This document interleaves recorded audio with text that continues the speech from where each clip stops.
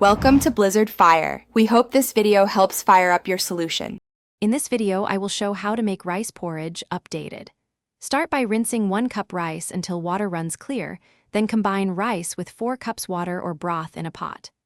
Bring to a gentle simmer, cover partially, and cook on low heat, stirring occasionally to prevent sticking. Taste and season with salt, then finish with butter, sesame oil, or soy sauce to personalize the flavor. Choose your grain based on texture. Short grain makes a rich, creamy porridge while long grain stays more separated. For liquids, plain water keeps it light, but using chicken or vegetable broth instantly boosts savory depth. If you prefer a sweet version, swap part or all liquid for milk or coconut milk and add sugar, honey, or fruit toward the end to avoid scorching. Adjust the rice to liquid ratio to suit your desired thickness.